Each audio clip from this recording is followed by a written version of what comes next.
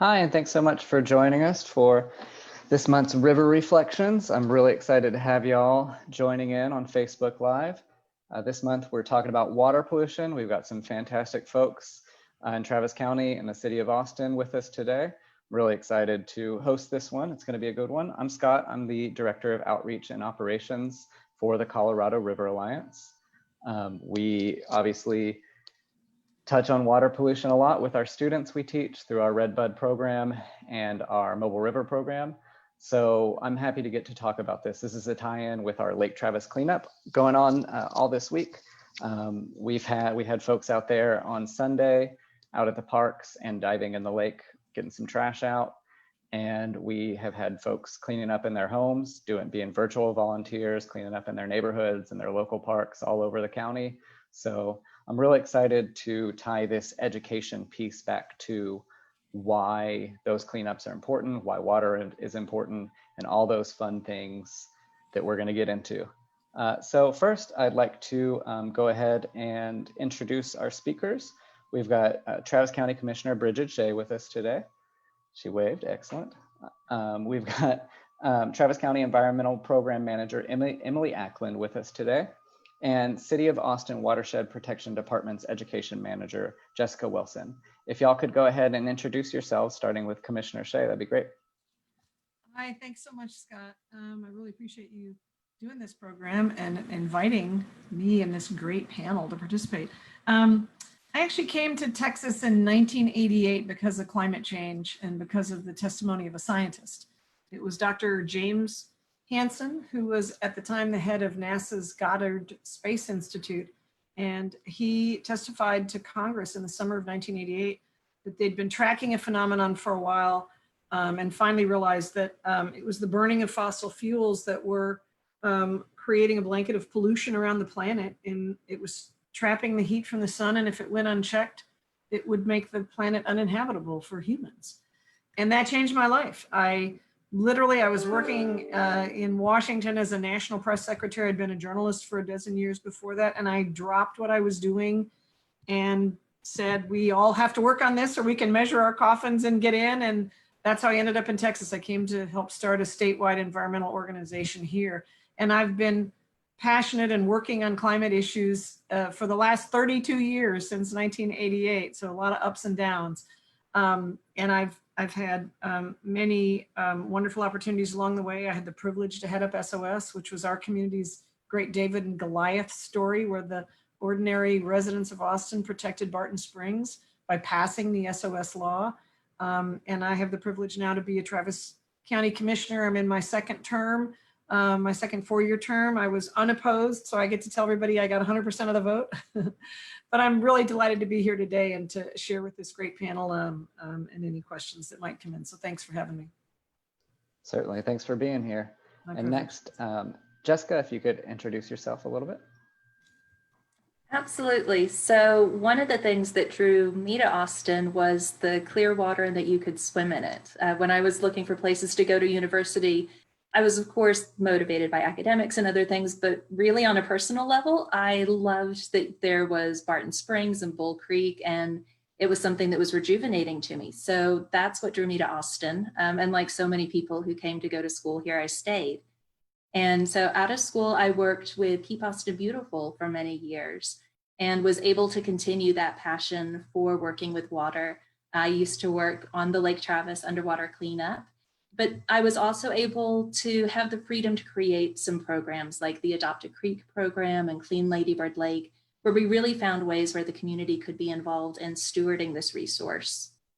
And after that, I moved to the city of Austin to lead the education and outreach team.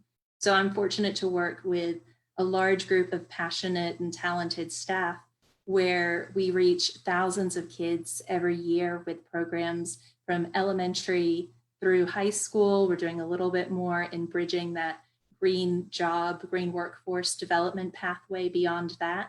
And then we also have adult education programs like Grow Green or incentive programs where we're encouraging people to really make a difference and get to understand their impact in the world. But thank you so much to CRA for having me today. And it's wonderful to spend some time with all of you. Yeah, definitely. Awesome. Thanks for being here. And Emily, would you like to introduce yourself real quick? Yes, thanks, Scott. My name's Emily Ackland. I work for Travis County. I'm the environmental program manager there.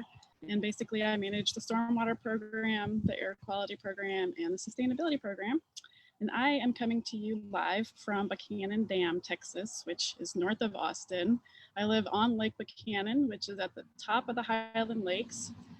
Behind me is my well house. So water quality, water quantity is extremely important to me because I get my water out of the ground, literally. So really excited to be here today to talk about water quality, quantity. Yeah, thanks for having me. Fantastic. What a perfect setting for this chat. That's awesome. I love to see that. Great. So I just want to remind anyone tuning in on Facebook that y'all are free to type your questions in the chat box, and we'll hopefully have some time for questions at the end here. And yeah, this is going to be a fantastic discussion. I'd like to dive in with kind of an overview question and just ask why it's important to our communities to keep water clean. Jessica, I'll throw this first one out to you.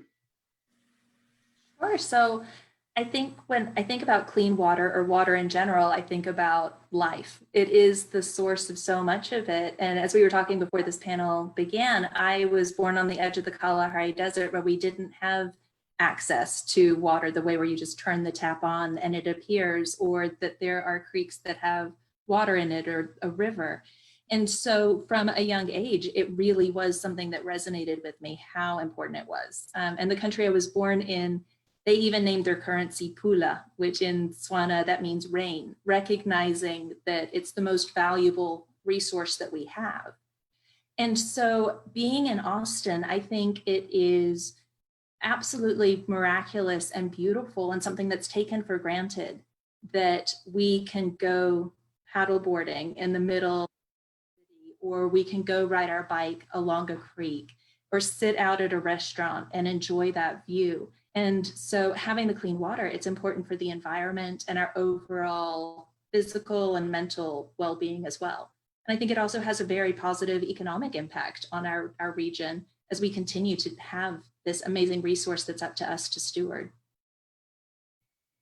Yeah, definitely. I would agree with all of that. It's so multifaceted why it's important to keep our water clean. Like you said, it's so easily summed up, and water is life for sure. We a lot of times in our programs, we encounter folks who don't even realize that their drinking water comes directly from, in the case of Austin, the Texas-Colorado River, from Lake Travis, from wherever they are. They don't necessarily know where their water comes from. I'm sure y'all can hear my 3-year-old crying in the background. I'm so sorry. Working from home during a pandemic can get tough sometimes. He's crying for water, certainly. What are some good ways that y'all have found to dispel some of those water myths, like where your water comes from and other things like that? Commissioner Shea, could you answer this one first? Thanks, Scott. I'll often be asked to talk to groups about water and environmental issues. And I especially love this conversation with younger people, but I found it's similar with adults. I'll start by asking, where does your water come from? And most everyone says from the faucet when I turn it on. And I say, well, if you followed the pipes back, where would that go? Where does the water that is in the pipes that comes out of your home, where does that come from? And most people have no idea.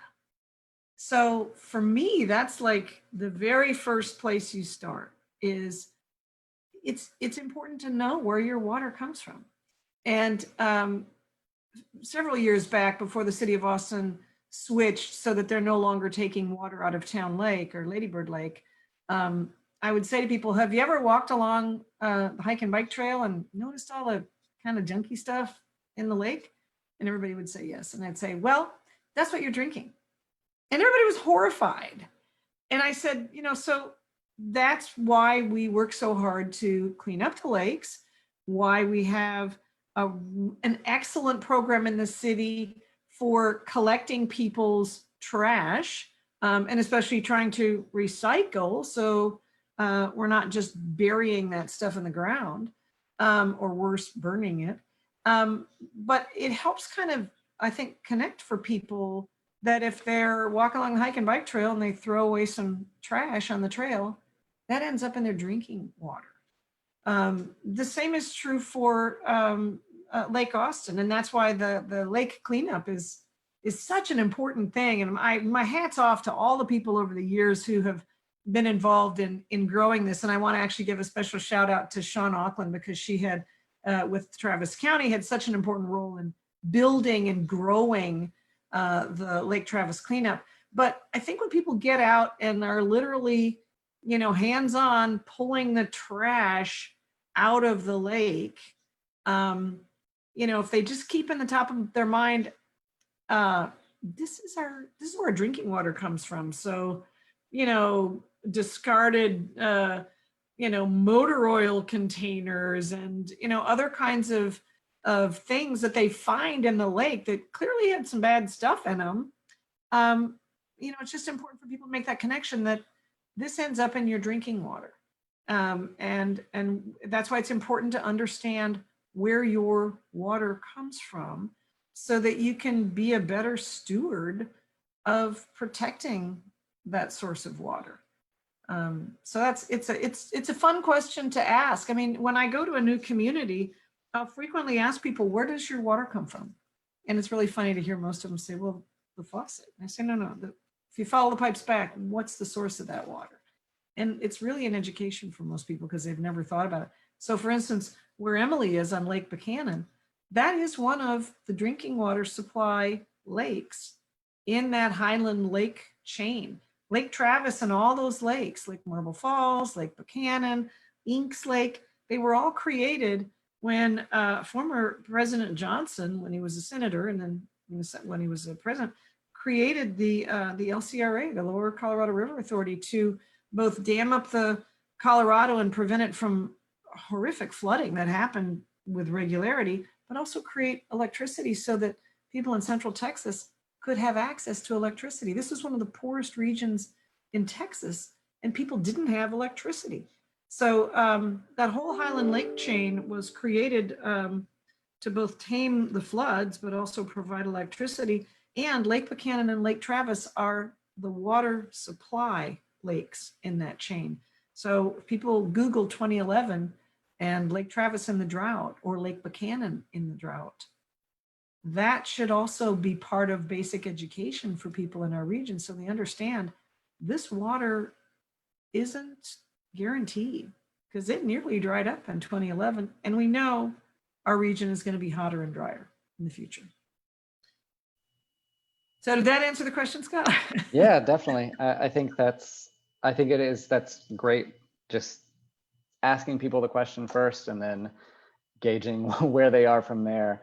I know that a lot of Texas organizations have done studies, and like you mentioned, if people know where their water is coming from, they will be more apt to take care of it. So it is very important to, however you can, get that information out there.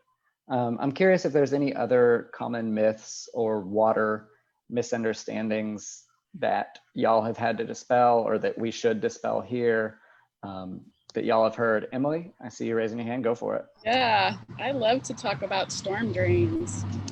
So, a lot of people don't put the connection together with the storm drains that you see in neighborhoods, and how that water that goes into the storm drains from a rain event goes directly to a river, a creek, a stream, a lake. It doesn't get filtered. It's not part of a water treatment system. I mean, literally. So if you see people that are, dumping down those storm drains, even washing their vehicles and letting that grime run down the storm drain, just know that that's part of water pollution. And I know that Jessica has some information about what the city of Austin's been doing with storm drains. Yeah, so the storm drain system is a fascinating, unseen world. There's so much infrastructure that a city has that people just don't think about at all. And so, like Emily was saying, people don't understand that what goes into that drain then ends up in the creek. But the city has more than 1,000 miles of these pipes that are weaving underneath the city, moving water away. So we reduce things like localized flooding, where there's maybe nuisance flooding over a road, and we then put it underground into a pipe and we shoot it out into the creek. And we have more than 30,000 of those inlets where that water is getting in and then coming out.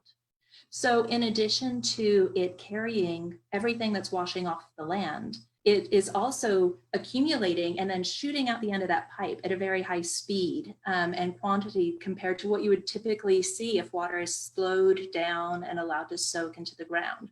So that can then also create issues where we do need to be very focused on water pollution, but also the impacts that that has on erosion.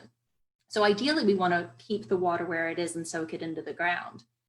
But we do have some programs to help increase awareness about what is going on with that system. And so one that many people have heard about is our storm drain marking program. And so anybody who's watching, we have a program where you can check kits out from us, and we'll provide you with the safety vests and little markers that go out and say, you know, no dumping drains to creek. And that's important for people as they're walking by these, you know, more than 30,000 inlets to be able to see that. But it's also really important for the volunteers who are participating in it to develop that deeper understanding. And then they become our ambassadors who can answer questions about it. And they also do things like distribute door hangers, and they really start to recognize what that looks like.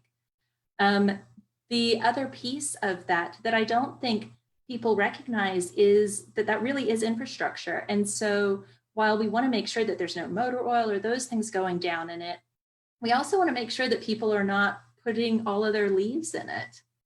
That can clog up the pipes, and then you end up with localized flooding issues. Or you are also pushing all of those nutrients into the creek. So sometimes when we see algae blooms, we often default that might be people using excess fertilizer. But it could also be that we are just throwing a lot of leaves and grass clippings and other things into a water body. So the more that people can do to keep the water on the land, but also leaves and grass on their land instead of into our storm drain pipes, the better. Yeah, I love that. And I love those storm drain markings too. Those have opened up so many good conversations with my kids. We've taken a lot of walks during the pandemic. So just walking around the neighborhood and seeing those, it's such an easy thing for a kid to point to and be like, what does this mean? And you can tell them all about those unseen storm drains. So I love that program for sure. Great.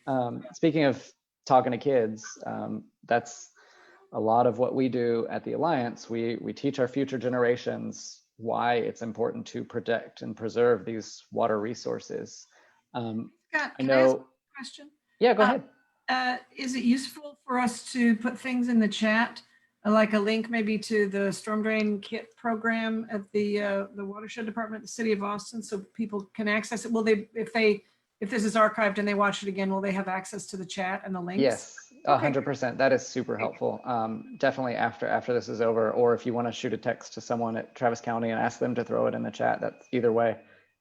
They can do it live, or after it's over, y'all are welcome to jump back in and do it. Thanks for asking that. That's a good point. You bet. Yeah. So I know that everyone on this panel has at least some experience teaching kids or teaching people in some way about water. Can you tell me why that's important, why it's important to teach this next generation about water? Jessica, I'll throw this one to you. Sure. So like I mentioned, we have an incredible team of educators who work with kids, and we're in really challenging circumstances this year because a lot of our educators really get their passion and fulfillment from getting to work directly with kids and help them connect with nature. But we're still working to find ways to live stream nature and have these great interactions with students as we move forward through this year. But for me, working with kids, a lot of people always say, oh, well, the kids are our future. But for me, they are our present. And I think that people often overlook the very real impact that children make in the world. As the mom to a 2 and a 6-year-old, if your kid tells you to do something and they don't let up about it, you're likely going to do it. And so all of our students that are going through our program, I know that they are already beginning to make decisions that help them connect with the water and help them protect it. And when they're advocating for things like, Mom, you got to pick up the poop, we got to scoop the poop more in the park, their parents are going to listen to that a lot more. We want to grow them into educated voters and scientists and community leaders, but that a lot of what they do can start now.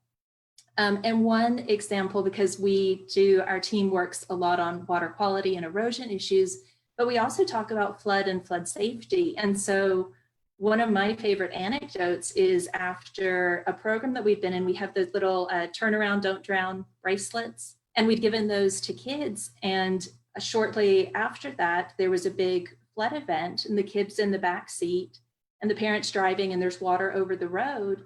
And the parents, considering, well, I think that the road's still there under the water, I can go through. But the kid was like, hey, turn around, don't drown. Do not do that. And in that moment, the car turned around and that child may have saved their family's life. So I really believe in the power of kids for the future, but also for right now. That's awesome. I love that. That's something that we found too that is so important in these youth education programs. Is just that Doppler effect of them telling their parents, telling their friends, bugging their neighbors about it, just like these important ripples that the kids send out. That's awesome. I'm glad to hear that is consistent. Anyone can jump in on this, but if y'all could teach kids just one thing about water or water pollution or anything like that, anything about water, what would that lesson be? Go for it, Commissioner Shea. I think especially for the Central Texas region, I think I would want to teach them that this is not an unlimited supply. And I think most everybody assumes every time they turn on the faucet, there's always going to be water there. Well, literally in 2011, and for anyone watching this, I would urge you, Google Lake Travis 2011 photos of the drought. And then there are some that actually compare it to the drought in 2011 and today. And literally, Lake Travis looked like a couple of puddles. And that's our drinking water supply. And it flows into Lake Austin, which is also our drinking water supply.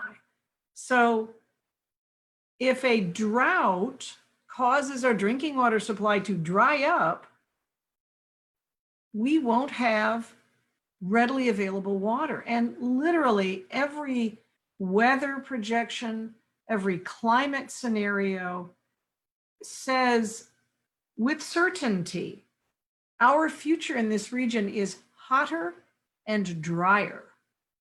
And we also know that somewhere around 160 people a day are moving into this region. So there's a greater and greater strain on our water supply.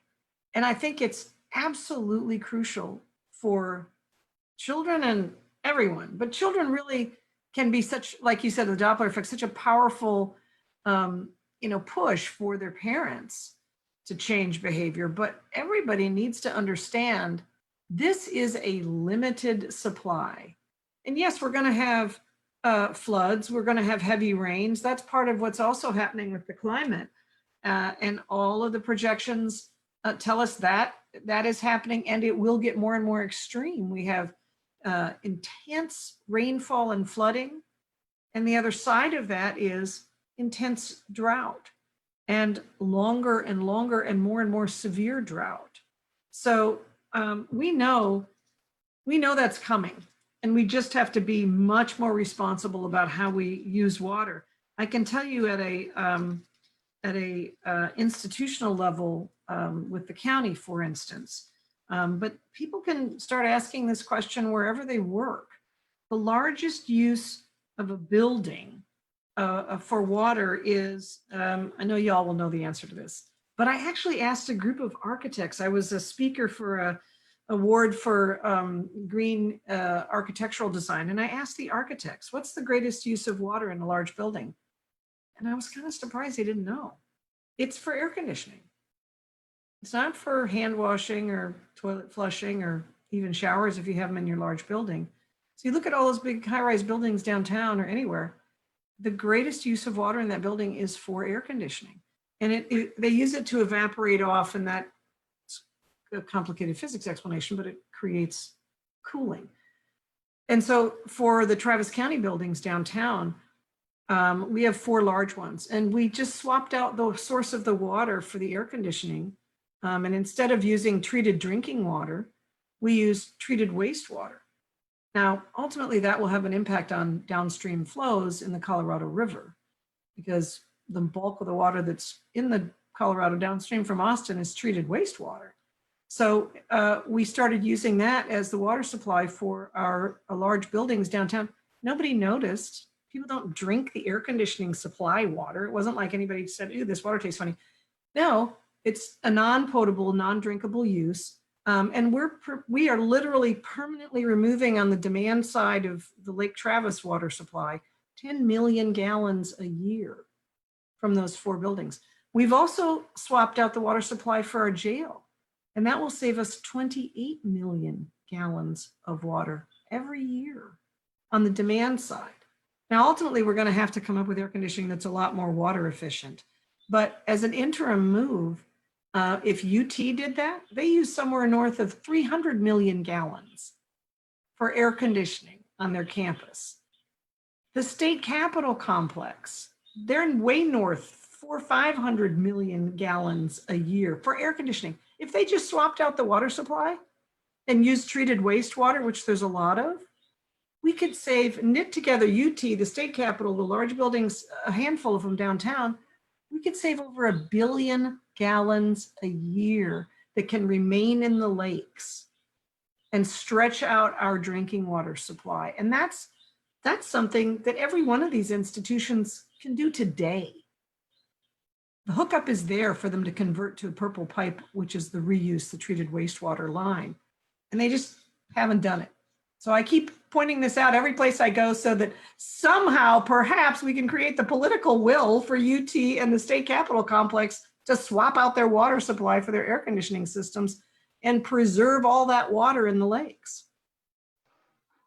Yeah, I've definitely heard you speak passionately about that before, and it's great that Travis County is heading that direction with all their new buildings and everything they're building. I'm curious, you spoke about the climate in Texas. I mean, we all remember just a couple years ago that flood event we had, and it had the water boil notice that came with it. I mean, we saw bridges collapse. Those images are burned into my memory. You've mentioned the drought as well in 2011. Those images as well are burned into my memory. We have photos of the Lake Travis cleanup actually happening that year, and folks talk about it. They're like, yeah, we could walk on areas that we should not have been able to walk on. It's so interesting. But I'm curious, have we seen, because of those events, any changes in our community, how they've used those events to kind of galvanize education and change things in our community? And what are ways that we can use these events to educate and positively change people's attitude about water? Anyone, feel free to jump in, whoever wants to tackle that. Well, I think carrying that momentum forward is a really big challenge. I mean, when you're facing a crisis moment, then it is front and center of people's minds. But particularly now, it feels like we have crisis after crisis coming from different directions. And so how do you then disconnect yourself enough from all of those to go, oh, that water coming out of the tap is not a given? It doesn't seem as immediate or as big of a threat as some other things around you. And so it's definitely a challenge to carry on when you're not in a crisis moment. But I think when we have been in those crisis moments, I've been very impressed with the community putting some things in place to then carry those conversations forward. So just before this, I was in a conversation with Austin Water about aquifer storage and recovery. And that's something where those types of discussions about innovative water solutions, some of that stemmed when we are in these crisis moments where we're going, okay, the lake is going to dry up. We know it'll fill up again, but it will also go down again. And so let's put the time in to create things like Water Forward, the 100-year plan, and put the political momentum and remind people at these key stages that while we can go boating today, we may be conserving all the water that we possibly can in a few years. And so I think, day to day, it's really difficult, but that at those moments we can put some things in place, and that what's coming out of that is really great. Like Commissioner Shea was talking about AC condensate reclamation and how that's been tried out some places, but not others. And I think, you're asking about kids, teaching them something. I think something for kids to remember is when we hear all of this stuff about climate change and how dire it is, it can be really scary. And that can also be another one of those points where you want to disconnect from it.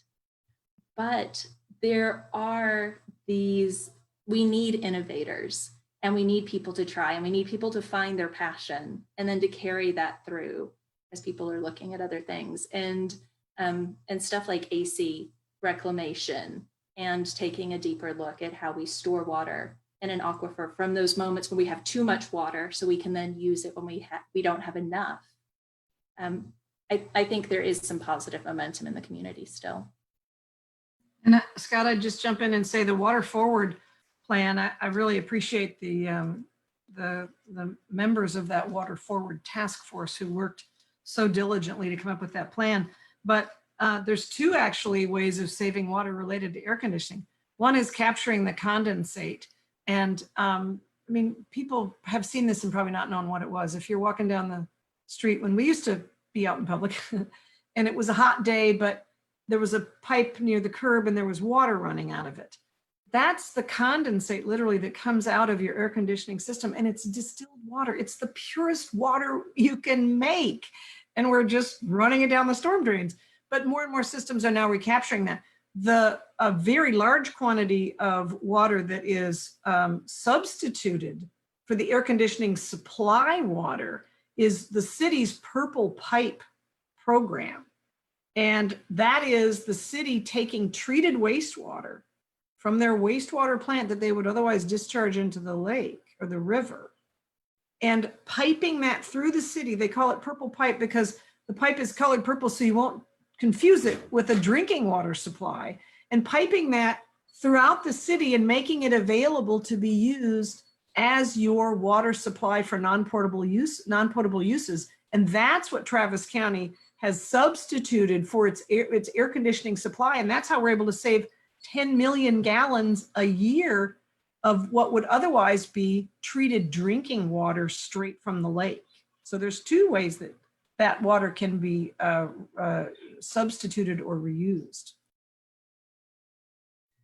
Yeah, thanks for throwing that in there. That's great. That's such a huge number. I mean, those you hear that number of gallons being saved, and you just raise your eyebrows. It doesn't feel like a real number, but that's fantastic. Just through AC, which I was afraid that you were going to say, oh, the other way to do it is not turn on your AC, and I was worried that you forgot we lived in Texas. Scott, can I touch on that just a little bit too? Yes, please. And if I'm breaking up, let me know. Okay. So we talked about climate change and how we're seeing more flooding and these rain events. I'd also like to just comment on impervious cover.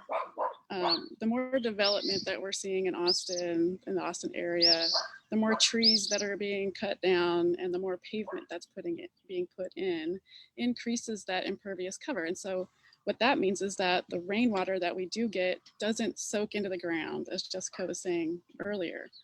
It means that it just runs right down the street or into that storm drain. And so basically what you see is more flash flooding because you have those larger rain events with more water and less opportunity for that water to soak into the ground. So I'm bringing this up because, we're seeing a lot of development in the area, and I think we need to be conscious about, what we're doing. There are pervious surfaces that you can put down. There's pervious pavement, there's gravel. I mean, there's all kinds of options when it comes to trying to get rainwater to soak into the ground.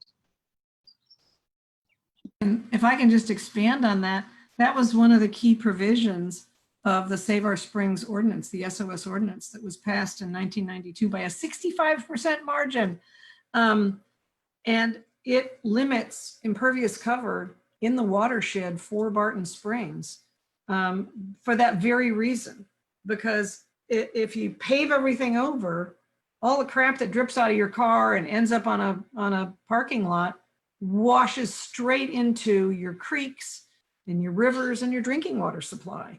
And all the water quality scientists were in agreement that you have to limit impervious cover if you want to protect water quality.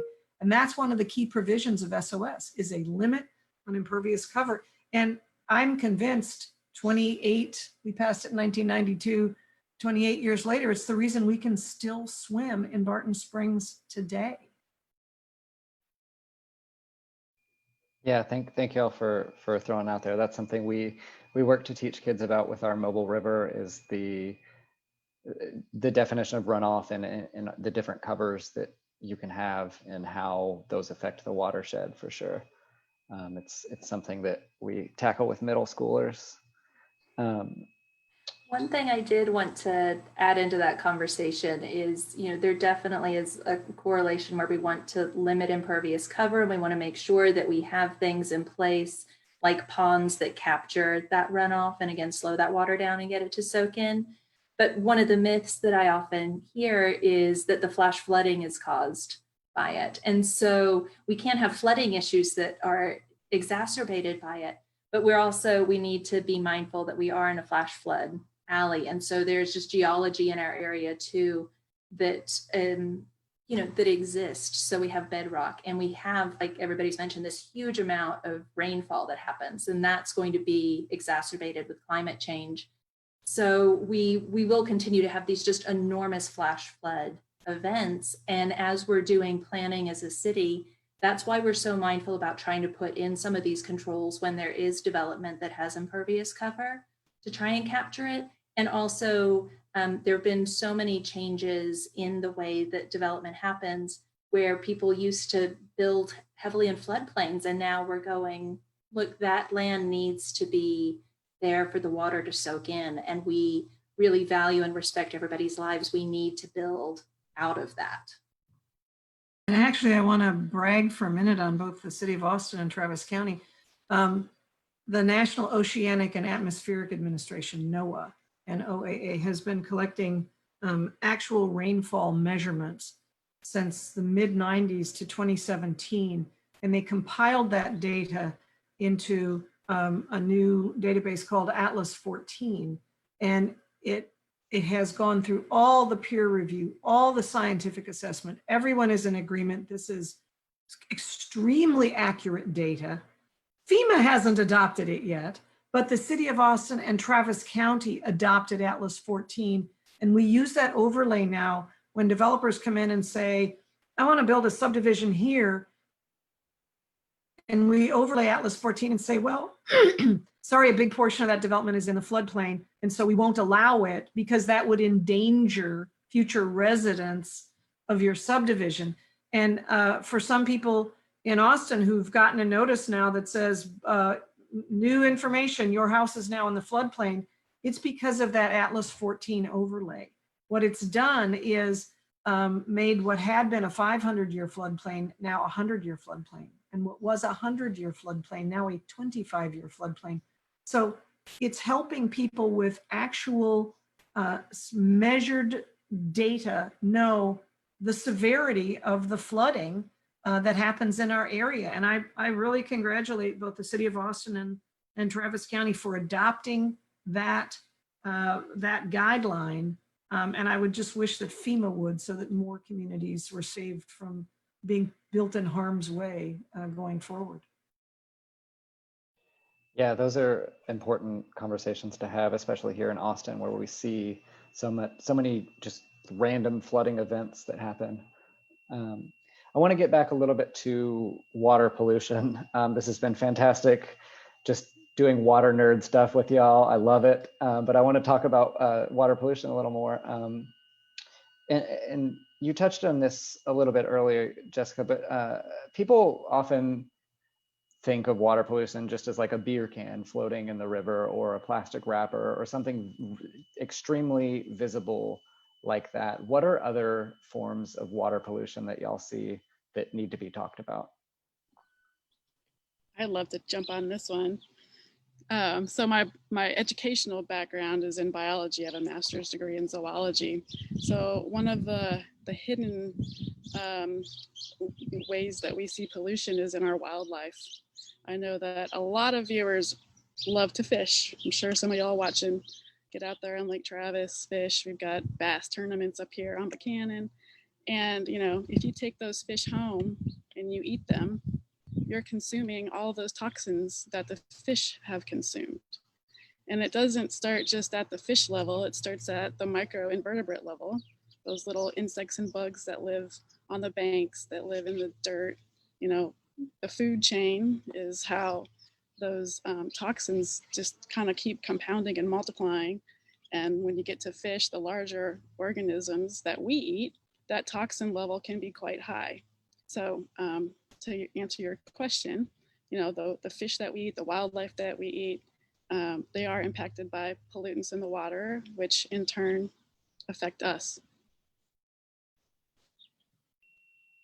That's great. We actually had a similar question come in about that. So that was covered. Cool. Go ahead, Commissioner. And if I can jump in on this, I've been reading Silent Spring, and it's brilliant. This is, you know, such a profoundly important book from I think the 50s or 60s. Rachel Carson wrote it. And one of the things she warns about in it is the effect of all of the pesticides and the chemicals that we routinely spray on our lawns to get rid of weeds, spray on our crops to kill weeds or to make the crops easier to harvest. And that literally washes off into our drinking water.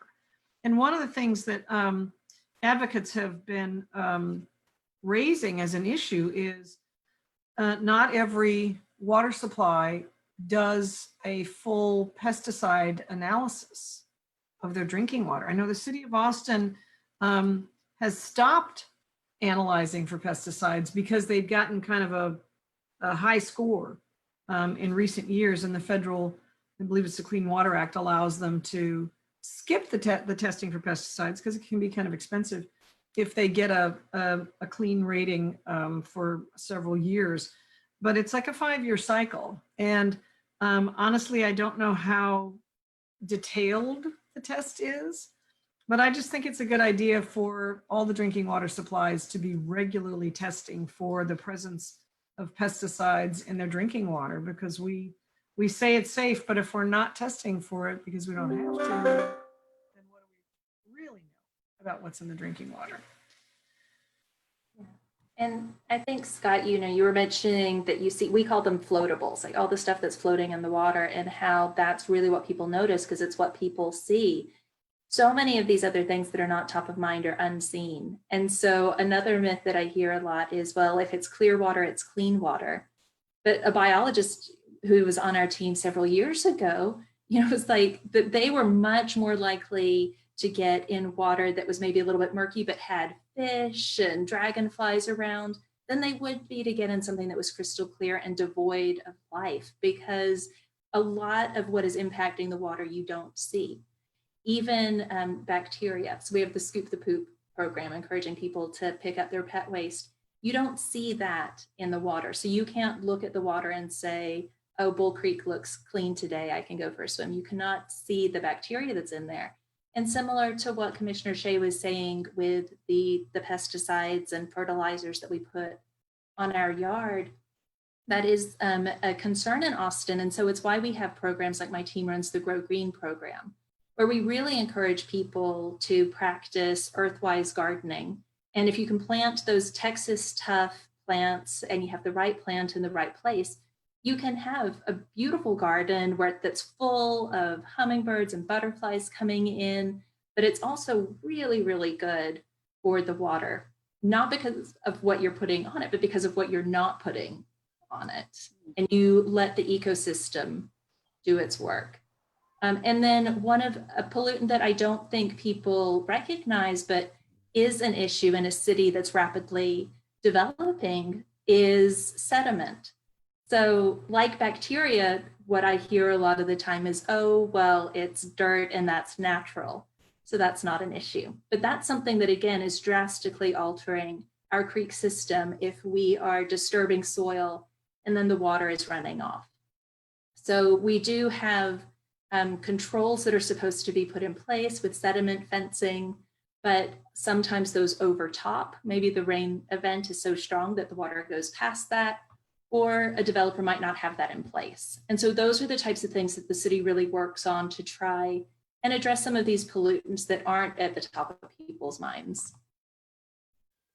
Yeah, that's great. Hey, can you let people know where they could go learn more about the Grow Green program and learn what those Texas plants are, what the hardy Texas plants they could plant are?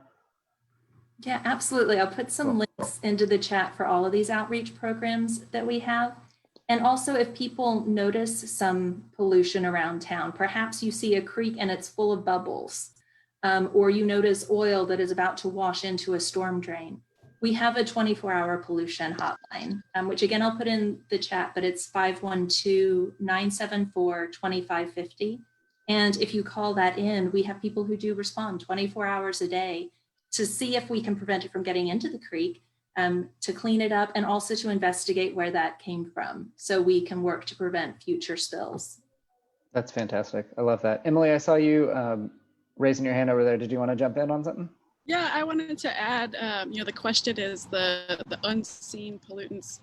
A lot of people probably don't think about what happens after they flush their toilet.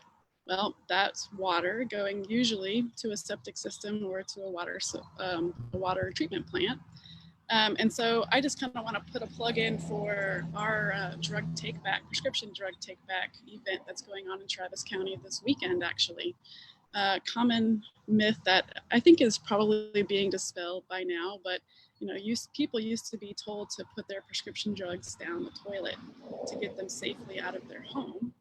And that's a big no-no, because that just goes straight into the water treatment system.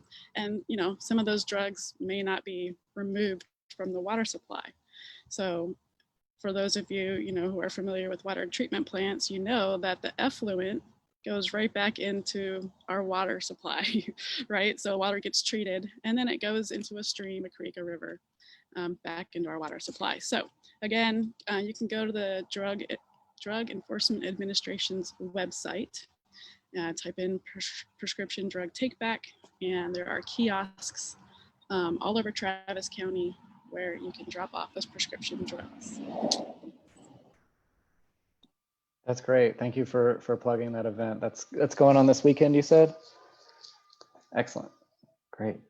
So we've talked a lot about the issues, a lot about things that are polluting our water. We've talked about pollution a lot. What are things that folks can do in their everyday life that can help out? Like what are some actions that people can take? Feel free, whoever wants to jump in here. There's so many things that people can do. And in Austin, we are just blessed to have so many nonprofits and agencies that really care and want to get people involved as well. And so actions like participating in the Lake Travis underwater cleanup, community cleanups, adopting a creek, really getting involved in those volunteer stewardship activities are wonderful. And then there are other actions that you can take. Like I'd mentioned, scooping the poop. If you have pets, making sure that you're properly cleaning up after them. Something that people sometimes forget is they do that when they're out in the park, but maybe not in their backyard. That water is running off somewhere too. So taking care of your garden to pick up all of that pet waste is really helpful. I think we talked about Grow Green, so planting the right plants, practicing organic gardening, and something that we are seeing an increasing focus on and can help restore some of the urban hydrology is also, if you have a garden, making time to install things like rain gardens and cisterns. where we begin to treat water as the great resource that it is instead of a waste product. For so long, it was a nuisance that was coming in and ponding somewhere and then pushed away. And if we can instead treat it as that resource and get it to soak into the ground, that's fantastic. And the city has rebates that can help you out with that. So austintexas.gov/garden goodies, and you can find some great incentives to transform your yard. And so I'd really love to see some more of that around town. I think right now our department, we're funded by a drainage utility fee. So when we talk about how much impervious or pervious cover it is, there's a calculation that goes into how much of somebody's property is covered up and how much lets the water soak into the ground. And that's how your monthly fee is calculated. We have a drainage charge reduction program. So if people do take some of these actions, like creating a rain garden, which is planting down and allowing the water to be cradled and then soak into the ground, or installing cisterns, not only can you help the environment, but you can also apply for this drainage charge reduction and then potentially reduce your monthly fee that you're paying as well.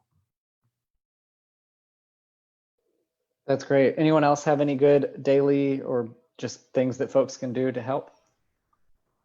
Yes, tell your friends, your family, you know, if you're passionate about this, talk about it and share all the good things that you're doing. We've been working with Texas State, and they've done a little research for us on how to best change behavior. And peer pressure is actually one of the good ways to help people change. And I'm not saying in a bad way. I'm just saying, you know, encourage others to be mindful about water quality and what they're doing. And I will just say, I'll just say that it's all interconnected. If people throw away their food waste and it ends up in the trash, and then it goes to the landfill, that breaks down and produces methane. And methane is an extremely aggressive greenhouse gas. And so that's contributing to the overall warming of the planet, which is affecting all of the things that we've talked about: the water supply, the increasing ferocity of floods. The more we dry out, our region will become more vulnerable to wildfires, like we've seen in California and Washington and Oregon. And so it's all connected. And I think all of these kinds of actions that people can take to just simply be better stewards and not act as if all of our resources are an unlimited supply and we can be as reckless and irresponsible with them as we want, because it's not the case. And I think these kinds of forums are really valuable, Scott. So again, I appreciate you convening this panel and taking questions. Have we gotten any other questions from folks? Yeah, we just had one that this kind of what you were saying dovetails into about the homeless crisis and how that has been affecting our watershed and what we can do to kind of help that. Well, I'm going to just say a few things about the homeless crisis because it's a complex one, and if you only look at it today and you don't look at any of the history that led up to it, then you don't understand how we got here. I think it's a result of a decades-long transfer of wealth that has increased poverty and has enormously stretched the wealth gap. We have so many more people who have fallen into poverty and literally have lost their homes because of policies and practices on a national level, and it's we see the effects of it on a regular basis. But the other part of it is the state of Texas, and I'm very critical of a lot of their decisions. They have chosen to systematically close down the mental health facilities that they are required by the Constitution to maintain, to care for the people who are mentally ill. And they have literally dumped them on the street and given folks the privilege to sleep under the bridges. A huge percentage of the homeless population has mental health illnesses and designations. And I can't, I'm going to be super critical of the state, but it appalls me that they're closing these institutions. They are literally tossing these people out on the street. And then they turn around and they say to the city of Austin, you're terrible people because you're letting these people camp on the sidewalk. Well, what about the state shirking their responsibility to provide care for them? And I do know, I can tell you, because we used to live downtown in the Rainy Street neighborhood in the 90s, people were living in our bushes on our lawn. This is not a new phenomenon. We're just seeing it now in the plain light of day. And people aren't having to hide because they were being arrested for being poor and not having a home. So that's a little bit of background on how we got to this point. There is a problem with the trash that's generated by people who are sleeping under the bridge and don't have a place. Nobody comes and does trash pickup at their homes. And so it accumulates and then runs off when it rains. Alan Graham with Communities First has a great solution. He says, provide trash receptacles. These people don't like living in trash. They don't like living in these circumstances. They don't have any choices. And while you're at it, provide porta potties. Thank you. It's something we've talked about in other discussions as well, in terms of intersectionality of environmentalism and social inequity and things like that. So that was a lot to touch on. I think that the person answering the question, asking the question, was just asking specifically about the water issue part of it, but definitely a lot to touch on there for sure.